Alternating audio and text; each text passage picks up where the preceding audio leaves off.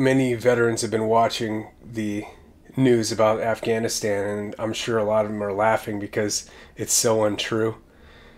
I think more veterans need to speak out. I first want to say that I'm not a war fighter. I have the output. My eyes look at things as a photojournalist, not some sort of badass. I don't think it's cool to be in the military, or special operations doesn't mean to me. But the stuff that's going on in Afghanistan is not being covered accurately, and luckily I have video footage and a lot of writing that tells the exact truth. This is the week prior to getting into Afghanistan. We're at a place called CRC. It's in El Paso, Texas. It's a base. This is where we get flown out, and you'll hear. Spent a week on a big army base. Made some good friends, Secret Service, cops, intel, etc. It was like boot camp for geezers. We did all the little boot camp things: shooting, medical training, and telling stories about how cool we used to be. The worst part was online training, which ate up most of the day. The only goal is to cheat the program and get the fuck off the computer. It was my first experience working with the Army, sort of. I worked a little bit with them before. The Army is funny. They work out a lot. They yell a lot. They wear PT uniforms with this glowing V pattern. I joke to the ex-Army fellas that the V stands for virgins. Air Force has its same glowing V. First day on station on the Afghan National Army compound. ANA soldier was caught masturbating in the maintenance office. Computer use restricted but not banned. The Afghan National Army does not have a sufficient identification program. Each soldier has a different military ID. Some are just pieces of paper with grainy photo and handwriting in Dari. Dari is the language, well, it's one of the languages the Afghans use. The U.S. will never figure this out. The Afghani soldiers were not born in hospitals or given birth certificates. Many don't know their age. They don't have bank accounts. It's nearly impossible to track who they are or were. ANA crashed Mi-17 helicopter on a mountain. Afghan National Army maintenance workers showed me pictures of the helo on its side. Rotor snapped off. They took many pictures with the helicopter. They're all smiling in the pictures. I'd be smiling too if I survived a helo crash. Each helicopter cost 18 million American dollars. It was the second Mi-17 crash this week. Delta was flown out from the ANA compound to the crash site. They protected the helicopter until EOD showed up.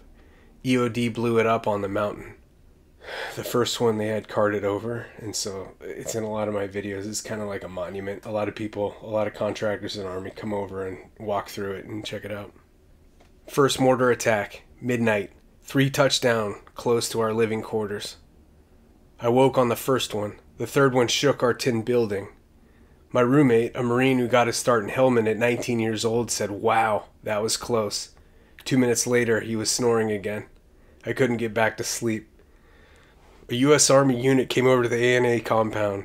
They asked permission to exit the base. We let them through the gate. The soldiers, in full kit and weapons loadout, stood in the middle of the street. After a few minutes, they asked to come back through. We let them back inside, wondering what the hell was going on. They left the compound. We found out the Army unit was chasing a ribbon. A little ribbon. I keep seeing these Afghanis holding hands and touching each other in a sensual manner. It's not gay, according to the interpreter. This is one of the things that I added because I used really vulgar language when I was writing this, but I came back and sensitized it because of YouTube or whatever. This is going to get graphic.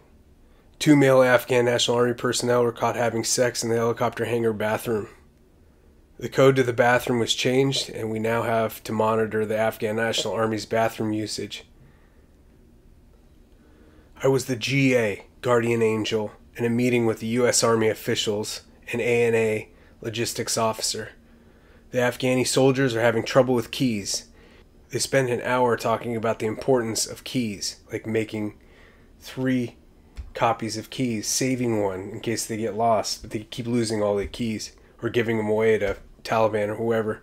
The ANA logistics officer was mostly concerned with his annoying yellow bird flying around the room. Today I learned about Afghanistan's Chai boys.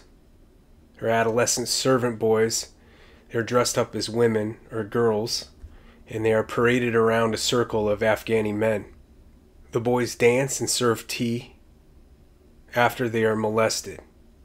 Pedophilia and sexual abuse is rampant in Afghanistan. It's out of control. I haven't seen one Afghani woman since I've been here, but translators say they are beautiful. An article came out in Stars and Stripes newspaper stating American taxpayers spend $6 billion each year to finance the Afghan National Army. 60% of our taxes go towards military spending.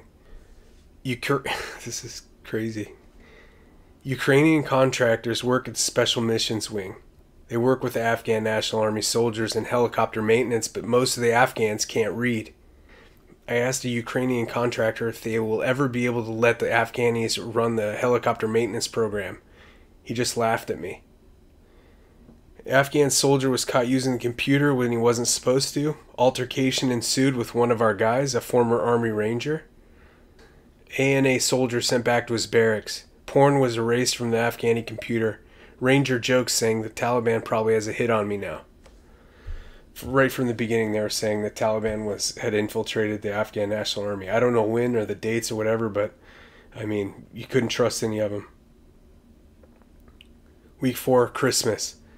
Celebrities came out to the base and soldiers took pictures with them. MMA legend BJ Penn was there. I didn't recognize any other celebrities.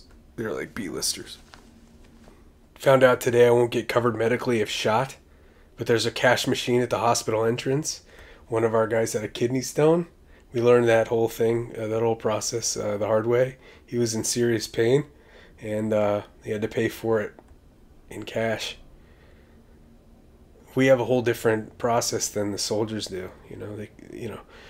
For instance, a soldier will get $500,000, or the family will get $500,000 if a soldier dies, and they get the full honors and burials and flags and all this other stuff. And then I think we got 60 grand, but I'm not sure, or our families did if we died. So 60 grand, whatever. There was supposed to be a parade of lights around the boardwalk during Christmas. Tanks, Humvees, and MRAPs dressed with Christmas lights. I was excited because this was going to be a great photo opportunity. The Christmas festivities were canceled due to a rocket attack. It seems like every night we send out rockets to kill Taliban. Now, at the time, I didn't know sometimes when we send out rockets, it's not to kill Taliban, but, at 2 or 3 in the morning, you hear it a lot. There's a computer-generated monotone female voice that says outgoing, outgoing, and then incoming is a similar voice but faster. Incoming, incoming, incoming. The Marines and soldiers all say the same thing. If one of these mortars gets me, then it was my time to go. I hate that reasoning. There's lots of women at Kandahar airfield compared to a Navy base. The Romanian women on this base are hot, and they have hairstyles from the 80s. The African women are stunningly beautiful with big friendly smiles. I do laundry at the African-run facility just to see a friendly face. I eat at the African dining facility for the same reason. Many of the workers there are from India. Same thing, always happy. Foreign workers here are paid nothing, with no days off, but they still smile. And then on to January. This is January 2nd. Warning shots fired at the Black Gate. Black Gate is manned by the Afghan National Army. A car got too close and they fired shots which turned it around. There are only brief moments of excitement here, and by the time we get around in the chamber, the excitement is gone. Outgoing missile strikes started before lunch today. It's usually at night. Today, one of our translators didn't show up to work. We have new construction at the ANA compound. We're going to monitor random Afghan contractors as they build a new helo hangar. There's a lot of construction trucks passing through the gates now. I just hope it's not a shit truck that explodes. That would be a tough way to go. Our translator showed up to the base after 3 days missing. He claimed to be kidnapped by the Afghan police. We denied translators entry into the compound despite getting past the first 2 Afghan National Army checkpoints. We were all ready to shoot the translator. A lot of these people get turned. The Taliban kidnaps people, kidnaps family members, says, hey, you go blow up the Afghan National Army soldiers or we're going to kill everybody in your family. And that's how a lot of them get turned. The Army's new orders includes a no fraternization clause between contractors and the U.S. military. Army said this because of insider attacks. Afghan National Army commandos had a gunfight with each other today at the compound. The soldier who started it was pistol whipped until unrecognizable and his arm broken. They believe he is Taliban. I was guardian angel during his medical appointment. The Afghanis have a lot of superstitions. They say dogs can see spirits. They say if you smoke a scorpion, you become invisible. It's impossible to kill the giants who reside in the mountains. They are teaching me about the Muslim religion. There's a lot of similarities between the Bible and the Quran. There's a lot written in the Quran about peace, family, love. They even believe in Jesus. But things take a huge left turn at child molestation. It's an overall accepted behavior in Afghanistan. There's no celebration of that in America. It's military code, it's prison code, it's gang code, it's the code of the West. You mess with children, you gotta die. Porn was found on the Afghan National Army computer again. A lot of porn of all varieties according to the reports. They are now banning the Afghan soldiers from using computers which are meant to track spy planes during missions. We have a rock throwing competition daily. We throw rocks at cups or bottles. We throw rocks to see who can throw one the furthest. We make wagers for energy drinks or push-ups. The most accurate rock throwers are the translators. Afghan National Army soldier caught filming our new entry point. I'm in his video, flipping him the bird. ANA leadership did nothing about the footage. It's totally illegal for them to film what we're doing. But they were always filming us. I frequently tour the abandoned housing complexes on base and discovered they have many tenants still living in them. They are base workers who were fired, most of them from Africa and India, waiting for another job to pop up on base. They sneak in and out of the dining facilities through the exits. They eat once a day, at night. I was following them. The Army is replacing all the Afghan National Army rifles. We are there to monitor the transaction. Hundreds of brand new M4s are handed out. Afghan soldiers return poorly maintained rifles. Many of their rifles were painted yellow. None were clean. We joke that we never used a new weapon during our military service. It's true, I never used a new weapon. A former Marine showed me his war footage. I had goosebumps watching it. Mud houses with Taliban inside evaporated with grenade launches. I begged him for the footage, but he didn't want it out there. The greatest war footage you'll ever see is tucked away on the hard drives of veterans. Afghan National Army uses spy planes as Liberty taxis. An ANA soldier was late for his plane. He was going home on leave, carrying a suitcase. He ran after the plane on the tarmac and was shot dead by a U.S. Army soldier. Soldier was doing what he was trained to do. GA, Guardian Angel, in a meeting between a U.S. Army official and Afghan National Army commander. The U.S. will no longer supply water pallets for the Afghan National Army. They are asked to use ANA funds to buy their own water pallets. Afghan National Army has a little store with exotic snacks and beverages. They have an energy drink called Alokazay, which is superior to America's energy drinks.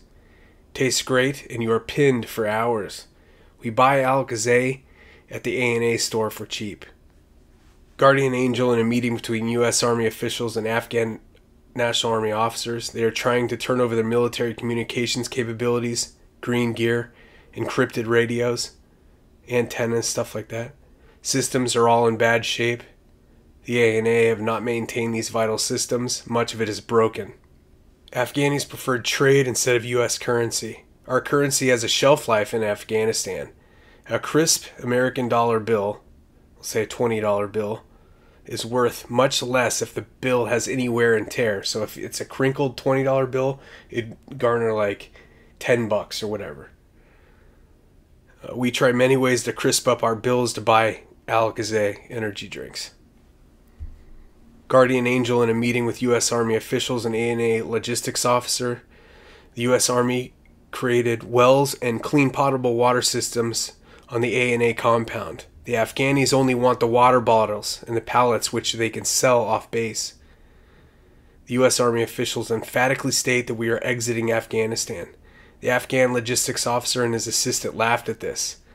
Then the logistics officer spoke in clear English. The U.S. will never leave Afghanistan. We are now restricted on how many Ripid energy drinks we can get from our dining facility. They sell energy drinks at the exchange, and we can get a case of Alka-Seltzer for a shirt or a pair of pants. Energy drinks are vital to a sentry. The Army performed another OPSEC deep dive at the A&A Special Missions Wing. We are all called in to be identified once again. Several of the Ukrainian maintenance contractors were found to be Russian. Colombian maintenance contractors en route to replace them. And that's when I stopped writing things down. I felt that the internet was compromised in Afghanistan. It was a lot of rumors about that, so I stopped writing. I stopped putting out emails with any information about where I'm at or what I'm doing. Got real shady. So, yeah, that's just the first, that's the first couple months. There's much more. So, yeah, I want to emphatically state once again, I have no vested interest in any of this. I'm just watching TV and watching all this bullshit come across the airwaves, and a lot of people are believing in it and voicing their opinions, but they've never been there. So, I think the overall thing for me was the child molestation. Once there's a group of people that do that, I don't care about them. Not all Afghanis are pedophiles. It's mainly the ones that live in the mountains. The Taliban, pretty bad. So it wasn't that hard to get a job in Kandahar at that time. If we weren't getting paid that much money, it was only $200 a day.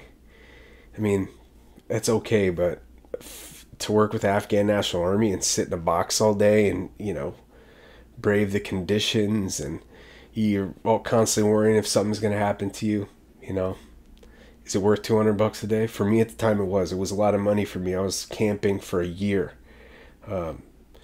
So, I needed some money. So I got some money, and I wouldn't change a thing of it, but I want to say unequivocally, that place was a cluster years ago, and we were trying to pull out of that thing years ago, and they're saying we just snuck out. You're sneaking out of this country. Let me tell you, if there are Afghan officials that aren't hearing the message that U.S. is leaving, then the U.S. probably thinks that person is Taliban, and that's the truth. That's the truth, and everybody knows it. And I wish these veterans would say some of this stuff. So the central concern that I have is getting the translators home. If you want to see the editing of this video, Sunken Ship, I have a new series coming out. It's called Final Cut for Dudes or Dads. I don't know what it is, but I made my first one. It's online as well. Go to Sunken Ship. I'm going to link it below. Subscribe to this channel. Subscribe to that channel. Let's bring the translators home. And I'll buy you dinner when you get there.